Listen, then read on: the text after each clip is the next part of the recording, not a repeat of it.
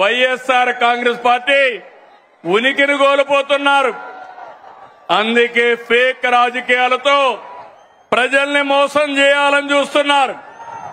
ప్రభుత్వ కార్యక్రమాల్ని అడ్డుకోవాలని ప్రయత్నం చేస్తున్నారు. అసెంబ్లీకి రాకుండా పార్టీ ఆఫీసులు మూసుకొని సోషల్ మీడియా ఆఫీసులు పెట్టారు. సిద్ధమని ఎగిరిపడ్డారు. అసెంబ్లీకి రండి, చర్చకు సిద్ధమా అని సవాలు విసిరుతున్నా అనంతపురం నుంచి. అవునా కాదా తమ్ముళ్ళు అని అడుగుతున్నా. అసెంబ్లీకి రావాలన్నా లేదా అని అడుగుతున్నా. ప్రతిపక్ష హోదా కావాలంటారు. రాజకీయాల్లో ఓనామాలో తెలియని వాళ్ళు. ప్రతిపక్ష హోదా నేనిచ్చేది కాదు. ఎవరిచ్చేది చెప్పండి. మీరిచ్చేది ప్రతిపక్ష హోదా. ముఖ్యమంత్రి పదవి ఎవరిచ్చారు? నాకు ఎవరిచ్చారు? తమ్ముళ్ళు, మీరందరూ కలిసి ఆ నాయకుడికి ఒక క్లాస్ తీసుకోవాలా? తీసుకుంటారా అని అడుగుతున్నా. ప్రతిపక్ష హోదా అడగకుండా అసెంబ్లీకి రావాలని అవునా కాదా అని అడుగుతున్నా. అవునంటే గట్టిగా చెప్పండి, కూడా చెప్పండి. అసెంబ్లీకి రావాలి. లేకపోతే ఏం చేయాలి? రాజకీయాలకు అర్హులా ఇలాంటి వాళ్ళని అడుగుతున్నాను మిమ్మల్ని. తమ్ముళ్ళు, శాసనసభకు రాకుండా రప్ప అని రంకెలేస్తున్నారు. తీరు మారిందా అని అడుగుతున్నా మిమ్మల్ని. రప్ప అంటే ఇక్కడ చూస్తూ ఊరుకో ఉండడానికి. ఇక్కడ ఉండేది సిబిఎన్ పవన్ కళ్యాణ్.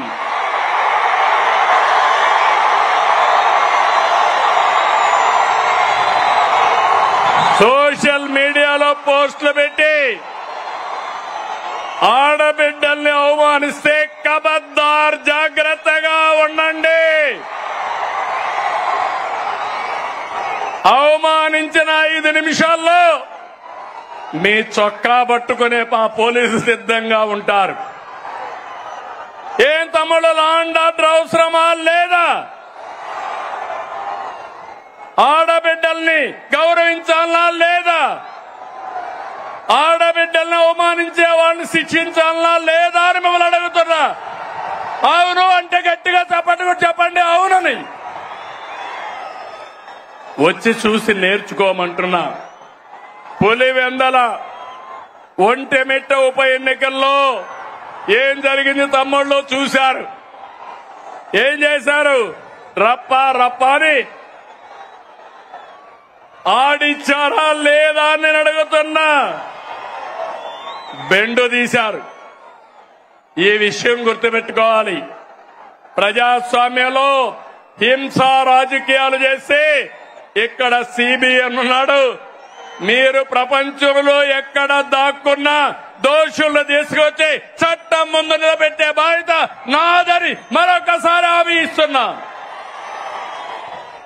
తమ్ముళ్ళు, వైసీపీ నాయకుడిది ధృతరాష్ట్ర కౌగిలి. ఎవరైనా పొరపాటున ఫేక్ మాటలు నమ్మి యామారితే ధృతరాష్ట్ర కౌగులికి బలైపోతారు. 5 ఏళ్లు అయిపోయామా లేదా అని మిమ్మల్ని అడుగుతున్నా. 5 ఏళ్లు మీ ముఖంలో నవ్వు చూసావా అని అడుగుతున్నా. ఈరోజు స్వేచ్ఛనిచ్చామా లేదా అని మిమ్మల్ని అడుగుతున్నా. అవునంటే గట్టిగా చెప్పండి అవునని. డాక్టర్ వైఎస్ రాజశేఖర రెడ్డి గారి మరణం తర్వాత ఆరంభమైనటువంటి ఈ రాజకీయ పార్టీ అనేక ఒడిదుడుకులు ఎన్నుకున్నది. అనేక సందర్భాల్లో అనేక ఒడిదుడుకులు ఎన్నుకుని నిలబడినటువంటి రాజకీయ పార్టీ. ఈ రాజకీయ పార్టీ ఏదో నాశనం చేసేస్తాము, తొక్కేస్తాము అంటే సాధ్యపడేటువంటి అంశం కాదనే విషయాన్ని దయచేసి నారా చంద్రబాబు నాయుడు గారు, లోకేష్ గారు గమనించాలని మనవి చేస్తున్నా. ఇలాంటి తప్పుడు కేసులు పెట్టి బెదిరించాలని ప్రయత్నం చేయటం చాలా దురదృష్టకరమైనటువంటి పరిణామంగా నేను భావిస్తున్నాను. భారత రాజకీయాల్లో ఈ రకమైనటువంటి దౌర్భాగ్యమైనటువంటి రాజకీయ కక్షలతో మీరు పెట్టేటటువంటి ప్రయత్నం చేస్తున్నారు. ఇంకా నిజంగా లిక్కర్ అంటే 14-19 కాలంలో జరిగినటువంటి స్కామ్ ఇంత అంత స్కామ్ కాదు. చంద్రబాబు నాయుడు గారి మీద అప్పుడు లిక్కర్ స్కామ్ కేసు కూడా ఉంది. దాని మీద బెయిల్లో ఉన్నాడు చంద్రబాబు నాయుడు గారు. ఇవాళ అంటున్నాడు ఆయన ఎవరో మొన్న ఆయన జగన్మోహన్ రెడ్డి గారు మీరు వెళ్ళండి కోర్టులకి, విచారణ జరిపించండి తొందరగా అని. చంద్రబాబు కూడా చేయొచ్చుగా విచారణ. అన్ని స్టేల మీద బతుకుతున్నాడు చంద్రబాబు నాయుడు గారు. మా మీద సవాల్ చేయడానికి మాత్రం సిద్ధంగా ఉంటాడు. చంద్రబాబు నాయుడు గారు కూడా అంటున్నాడు రా దమ్ముంటే అసెంబ్లీకి అని. నువ్వేమైపోయావా అసెంబ్లీకి రాకుండా? ఏడ్చి మరీ పారిపోయినటువంటి సందర్భం ఉంది కదా. నువ్వు మళ్ళీ మమ్మల్ని సవాల్ చేస్తున్నావు. ఇలాంటి పనికిమాలిన సవాళ్ళు, ఇలాంటి పనికిమాలిన కేసులు పెట్టి వైఎస్ఆర్ కాంగ్రెస్ పార్టీని అణచాలని ప్రయత్నం చేయటం చాలా దురదృష్టకరమైనటువంటి పరిణామం. ముఖ్యంగా చెవిరెడ్డి భాస్కర్ రెడ్డి గారి మీద వ్యక్తిత్వంగా ఆయన హననం చేయాలనేటువంటి ఒక దుర్బుద్ధితో ఆయన మీద మీరు ఈ కేసులు పెట్టి వెంటాడుతూ ఉన్నారు. దీని ఉసురు మీకు కొడుతుందని కూడా ఈ సందర్భంగా నేను చెప్పదలుచుకున్నాను. భాస్కర్ రెడ్డి కానీ లేదా ఈ కేసులో ముద్దాయిలు కానీ ఎవరి మీద మీరు సరైనటువంటి ఆధారాలు చూపేటటువంటి శక్తి మీకు లేదు. కారణం ఇది అవాస్తవమైనటువంటి కేసు. దీనిలో స్కామ్ ఎక్కడా లేకపోయినా స్కామ్ ఏదో ఉందనేటువంటి భ్రమ కల్పించే విధంగా మీరు నాటకం ఆడుతూ ఉన్నారు. ముందేమో 50,000 కోట్లు అన్నారు, తర్వాత 30 అన్నారు, తర్వాత 18 అన్నారు, ఇప్పుడు 3,500 నిన్న చార్జ్షీట్లో పడేసి 3,500 కోట్ల రూపాయలు అనేటువంటి మాట మాట్లాడుతూ ఉన్నారు. పొంతం లేదు. మీ ఆర్గ్యుమెంట్స్కి మీకే పొంతం లేనటువంటి ఒక దురదృష్టకరమైనటువంటి ప్రచారాలు మీరు చేస్తున్నారు. ప్రజలు నమ్ముతున్నారని మీరు అనుకుంటున్నారు. ప్రజలు నమ్మడానికి సిద్ధంగా లేదు. ప్రజలు నవ్వుతున్నారని కూడా ఈ సందర్భంగా నేను మీ ద్వారా ప్రజలకు చెప్పదలుచుకున్నాను. అలాగే సిట్టుకి చెప్పదలుచుకున్నాను. అదేవిధంగా లోకేష్కి, నారా చంద్రబాబు నాయుడు గారికి కూడా చెప్పదలుచుకున్నాను. ఇలాంటి తప్పుడు కేసులు పెట్టి వైఎస్ఆర్ కాంగ్రెస్ పార్టీని అప్రదిష్ట పాలు చేయాలని మీరు అనుకుంటే వైఎస్ఆర్ కాంగ్రెస్ పార్టీ అప్రదిష్ట పాలు కాదు కదా, దేదీప్యమానంగా మళ్ళా పెరుగుతుందనే విషయాన్ని దయచేసి గమనించవలసిందిగా కోరుతూ ఉన్నాను. మేము ఏ టర్న్ వాళ్ళు తీసుకున్నారు. ఇంకా చాలా సందర్భాల్లో నేను ఒక మాట చెప్తాను. రాజధాని విషయంలో ఏ టర్న్ తీసుకున్నాం అనేది ప్రజలు గమనిస్తూ ఉన్నారు.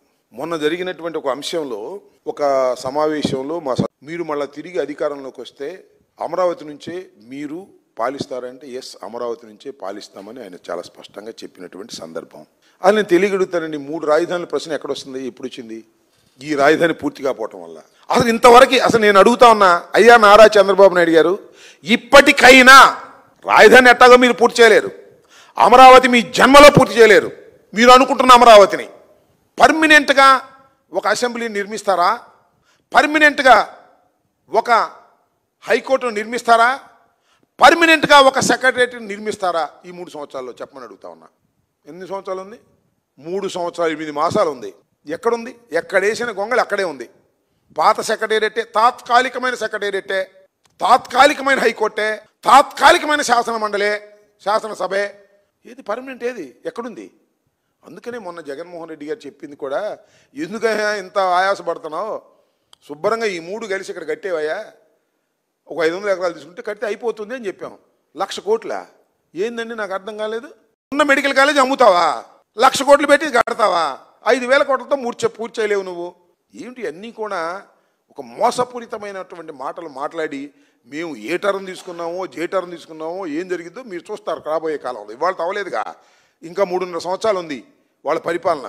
ఇప్పటికీ నేను అడుగుతా ఉన్నా, మీరు మళ్ళా అధికారంలోకి వస్తే ఏం చేస్తారనే ప్రశ్న చంద్రబాబు నాయుడికి వస్తుంది, లోకేష్కి వస్తుంది, మేధావులకి వస్తుంది. దాన్ని బట్టి అర్థమయ్యేది మేము అధికారంలోకి రాబోతున్నామని. అది దీని కంక్లూజన్.